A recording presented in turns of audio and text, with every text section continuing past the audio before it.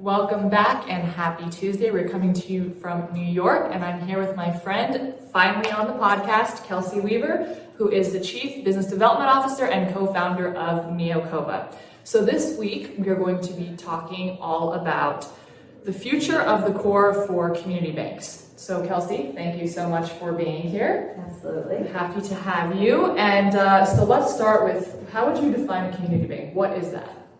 So a lot of people use community bank to mean different things. There's roughly around 5,000 banks at this point in the U.S. And I would say, all but those top 100. So a lot of people are familiar with the BOAs, BBVAs of the world.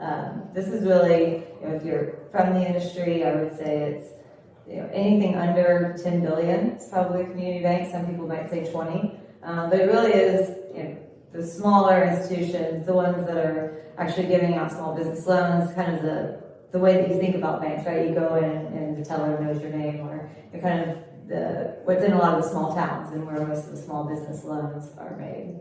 Right. So Roland really focused on that relationship, which I think is crucial and something that all of the financial institutions are now really looking at deeply. So tell us a little bit about Neocova's origin story. Why is now the time to reimagine the core?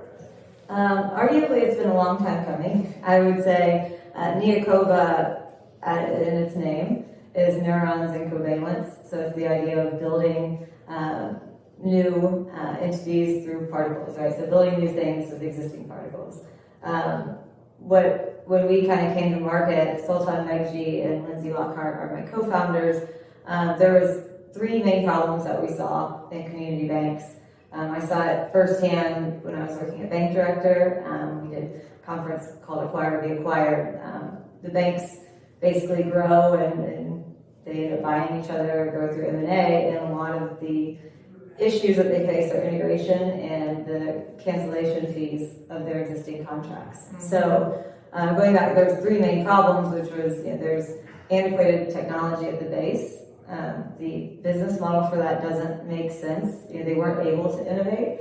The existing cores have 7-year contracts, so that model doesn't really work anymore. And then third, there's increasing competition.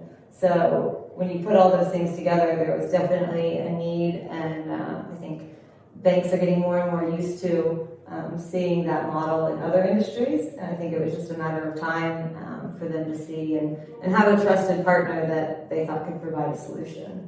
So that's what we're trying to do. For the smaller institutions, they're very limited on resources, so how can they think about really leveraging a core like Neocova?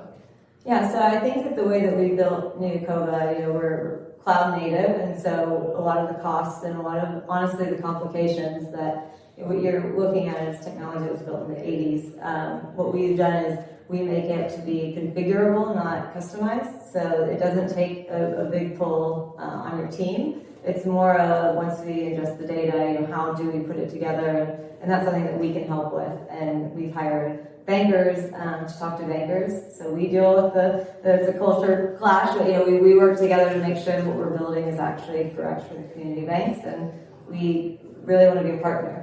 So I think that's one of the things that kind of will help ease that for any community bank. That's awesome. Awesome. And what, as you think about where Neocova has gone and the success that you've all had in such a short amount of time, what are you most excited about for next year and moving forward? Going live. Yeah. I think we're looking at our first cohort we're getting the data now and teaching. We have some AI and different products around BSA and customer insights that I'm excited to put our customers front and center.